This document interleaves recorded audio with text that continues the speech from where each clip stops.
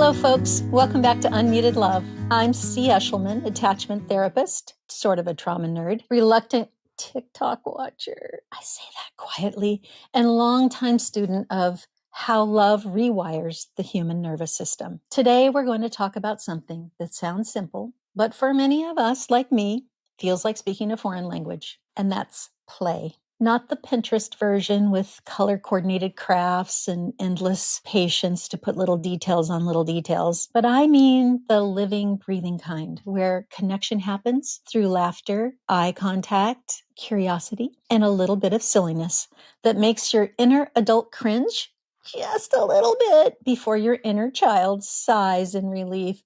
Ah, that was really fun. Okay, here's a little truth. When I was a kid, I played alone a lot. I don't remember anyone getting down on the floor to play with me. I'm sure someone must have, but I really have zero memories of that. So I would say no one ever did. I don't remember giggles that turned into belly laughs or pillows and forts in the living room or staying up past bedtime having fun. No, none of that. I remember a kind of routine. Wake up, go to school, play by myself, watch TV, which of course was my best friend, eat dinner with parents, where my mom left the table kind of early every evening before I was finished eating to sweep the floor under our feet, and then off to bath time and bed. And so when I became a mom, I did what we all do. I replicated the blueprint that I knew, right? I brought my children home and thought, perfect. I have all the toys. I have the space. They can play over there. They can go outside and do that. That's what I thought. I thought they could just go play. I honestly believed loving them meant keeping them fed, safe, and supervised while they played alone. It really never crossed my mind in the beginning that I was supposed to enter their world. It really didn't. I'm kind of embarrassed to say that, but it just didn't. It didn't happen for me, and I just didn't know it to happen. Then one day, okay, picture me, hair in a chaotic bun, one child stacking blocks, the other attempting to feed the dog crayons. I realized something. They weren't actually playing. They were performing. They kept glancing at me, hungry for my response. They were inviting me into their language, and I was answering in, I don't know what, to-do lists. That's when I started to slow down and begin an awkward translation of what they were trying to tell me. I had to learn to be playful, to be light without being sarcastic, silly without being ironic, present without being productive. It was excruciating at first. My nervous system had no idea what to do with joy that didn't have a job attached to it. But over time, I discovered what the great play therapists have been telling us for decades. Toys are children's words, and play is their language. And that's a quote from Gary Landreth, a clinical play therapist. And friends, my children were desperate to speak and to be spoken to in that language. For kids whose early worlds were chaotic, neglectful, or frightening, play isn't fluff. It's therapy in disguise. It's how the brain learns safety through repetition, rhythm, and delight. Dr. Bruce Perry puts it this way: play is an incredibly powerful way to learn, grow, and heal. And he's right. When children play with someone who's safe, their stress chemistry shifts. Oxytocin rises, the stress hormone cortisol drops, and the neural pathways for trust light up like Christmas lights. Play tells the nervous system something like, "You're safe enough to explore, go ahead." It's the bridge between hypervigilance and curiosity, between guardedness and joy. Dan Siegel describes attachment as the interactive regulation of emotion. I like that, the interactive regulation of emotion. That's what play is too. Attachment and play seem like they're similar. That's exactly what's happening when we toss a ball back and forth, when we peekaboo, when we laugh until milk comes out of our nose. We're synchronizing nervous systems through rhythm, gaze, tone, and timing. Now, here's what I know. If you weren't played with, your body may not know what to do with that kind of openness. Mine sure didn't. When my children first tried to engage me, shoving a stuffed animal in my face, demanding I pretend to be a monster, whoa, sometimes I felt angry. I felt invaded. It was ridiculous. Or it was a weird kind of, I don't know, then I sort of felt a weird kind of boredom. Maybe I was checking out emotionally, I'm not sure. When I think about it now, I don't know. I think my brain was whispering to me something like this: I don't want to do this. I don't have time for this. I don't enjoy this. And my body felt nothing. It wasn't fun for me. It was nothing, kind of annoying. And I didn't want to keep doing it. And you know what? That's my trauma imprint. It's not my personality. I'm actually kind of fun to be around. I'm kind of funny, but I'm funny in a grown-up way. And I am not funny in a playful kid way because I'd never really seen it and I didn't know how it looked. I had to learn it. Bruce Perry also said, you can't give what you didn't get. If no one ever spoke to you, you can't speak. If you've never been loved, you can't be loving. It's Neuroscience 101. If our early wiring never paired connection with joy, then joy will feel awkward and odd and maybe even dangerous until we find a way to repair it.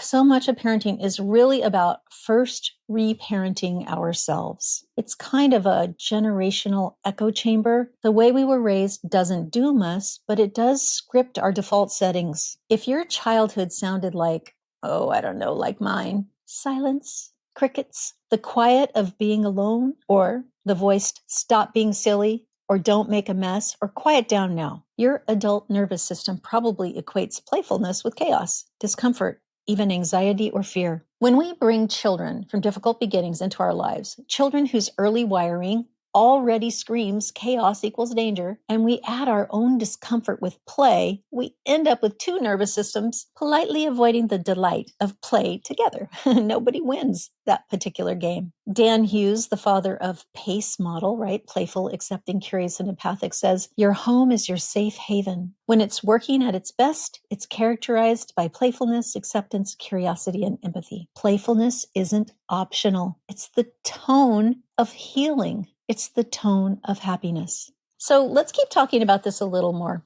How play actually rewires the brain, how it builds attunement between parents and children, and how it helps both co-regulate, and how to start if play feels foreign or even a little anxiety-provoking or dangerous for you. So we've established that play's not trivial. It's not extra credit. It's essential, right? It's essential. Play is the language of connection, the nervous system's way of saying, I feel safe enough to explore, step outside the known, be in the moment. I want to pivot here for just a second, step outside for just a minute and check out, why in the heck does this really matter? Well, here's what play does inside the brain. When we engage in playful interaction, we're doing something profoundly biological. The human brain learns through patterned, repetitive, rhythmic experiences, especially ones that happen in the context of an attuned, safe relationship. That's the Bruce Perry model in a nutshell. Regulate, relate, reason. Play sits squarely in that relate zone, the sweet spot between chaos and calm. Every time you mirror your child's silly voice or rock together to the beat of the giggles, the brain stem and limbic system are synchronizing. That's co-regulation. We're in it together. The social engagement system, as Stephen Porges' polyvagal theory would call it, is firing up. The ventral vagal circuit, the one responsible for calm, connection, facial expression, and tone of voice, lights up in response to attuned play. It's how safety gets coded into our bodies. David Wallen once said, attachment is the interactive regulation of emotion. Play is that interaction in motion. A dance of, I see you, I feel you, I can stay with you, whoa, this is fun. This is how we teach the nervous system you're safe. Connection is safe. You're safe in connection with me. So let's drop down and talk a little bit about something called mirror neurons. Those lovely little social copycats in our brains. Yep.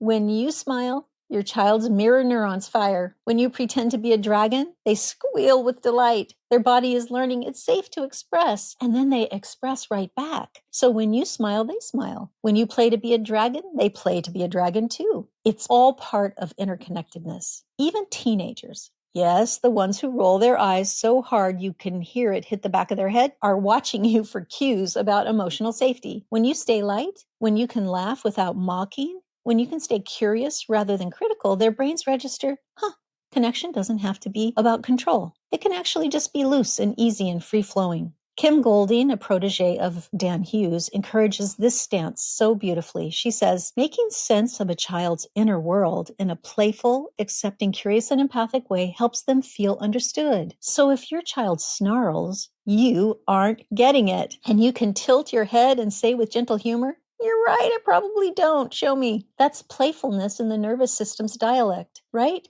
It's not saying, yes, I do. Yes, I get you. I know what you're talking about. No, it's not being serious in response to a child's snarl. Instead, it's being playful. When a child says you don't get it, then you can cock your head like a doggy and go, what? I don't? Well, you're probably right. I probably don't. Woof, woof, show me. So I know that sounds silly, just out of the blue doing that here, but in truth, that's what play sounds like. It's spontaneous, it just happens, and maybe it falls flat, as it might with some children who have very trust-blocked hearts. They may just stare at you like you're an idiot, in which case you can just smile and have a good laugh for yourself. It's all good. It's all fine because your laughter makes them feel safe. Play is also a regulatory tool, not just for your child, but for you. When you play, your breathing slows, your face softens, your tone shifts from command to connection. Robyn Gobbel says, pleasure, playfulness, and delight aren't about doing something. They're about being something open. That's the essence of co-regulation. Being something open, not performing, not controlling, but being with your child. Play is like the nervous system's version of deep conversation. It says, we're safe enough to risk joy together. Woohoo! Safe enough to make an idiot of yourself. So we have to repattern some of the old scripts. For a lot of us, this is the hard part. When we start to play with our kids, especially kids who come from hard beginnings, we bump into our own ghosts. They're called ghosts in the nursery. Those are our ghosts in the nursery. I remember the first time one of my children begged me to play hide and seek. I said yes, but every single part of me wanted to fold laundry instead. Can you imagine? That's not laziness. That's conditioning. It wasn't that I didn't want to get up and run out there and play. It was that I thought I had work to do and I needed to just sit here on the couch and fold the laundry. For years, play meant wastefulness, kind of unnecessary vulnerability, and even kind of exposure to maybe getting embarrassed or maybe looking foolish. I was raised in a world where feelings were handled, not shared, and play was what you did after the work was done. Only the work, honestly, it was never done. There was always something more to do. So when I finally crouched behind a curtain, holding my breath, waiting to be found, I realized my heart was racing. It wasn't from fear of being caught. It was the foreignness of being seen in this kind of silly way. That's when it hit me. Play doesn't just rewire the child. It rewires the parent. When you enter into your child's world with curiosity and silliness, you're telling your own nervous system it's okay to be seen. It's safe to connect without control. Phyllis Booth, who's the co-creator of TheraPlay, said, sharing a playful, joyous moment creates a connection that nothing else can do quite so well. She's right. That kind of connection is pre-verbal, primal, and powerfully reparative. It really is. That's why I only do TheraPlay in my office with parents and children. I don't do any other kind of play therapy because TheraPlay is so healing. Children from difficult beginnings often miss the stage where safe adults joined their play. Maybe they were left to fend for themselves. Maybe play was interrupted by chaos. Maybe laughter turned dangerous too many times. So when you reintroduce play, you're giving them something developmentally essential they never got the first time around. You're saying, you get to be a kid now. Go play, or play with me. And that message lands in the deepest layers of the brain. Bruce Perry famously said, the more healthy relationships a child has, the more likely he will be to recover from trauma and thrive. Relationships are the agents of change, and the most powerful therapy is human love. Play is one of the most natural vehicles for that love to travel throughout the nervous system. Now, I've heard from a lot of parents, see, my child wants control of the play. They boss me around. They correct me, or they quit when I make a mistake or when I refuse to do it their way. Oh, yeah, of course they do. Children who've experienced trauma learned early that being in control was the only way to stay safe. So when you enter their world of play, it feels like handing you the keys to their, kingdom, right? And it makes them vulnerable. So listen, folks, go slow. Follow their lead. Let them script the game, even if it's about power, especially if it's about power. Dan Hughes would tell you, this is where playfulness meets empathy. We enter the child's fantasy not to fix it, but to understand the emotion driving it. If your child makes you the villain every time, well, congratulations. They trust you enough to let you hold their fear in play form. Your job isn't to defend yourself, it's to stay safe and predictable. Eventually, they'll let you be the hero too. So parents, this is your chance to relearn joy. Here's something we don't say enough. Parents need to play. Parents need to play. You can't co-regulate if you're constantly overregulated. If your nervous system is all business and no play, your child's body feels it. They may not have language for it, but they know when joy feels off limits. That's why when we talk about therapeutic parenting, I always start with the parent's regulation. Your body is the instrument. Play is the song. If the strings are too tight, no sound of safety comes out. When you find your own laughter again, even a little small one, your child's nervous system takes notes. If mom can laugh, maybe the world isn't ending after all. Eileen Devine, one of my favorite people in the attachment trauma treatment world, talks about seeing behavior through a brain-based lens. She says, what if every time we weren't with the challenge behavior, we took the leap of faith and believed it was about brain function, not willful defiance? Play helps you do that. It reminds you that behind every meltdown is a brain begging for regulation, not punishment.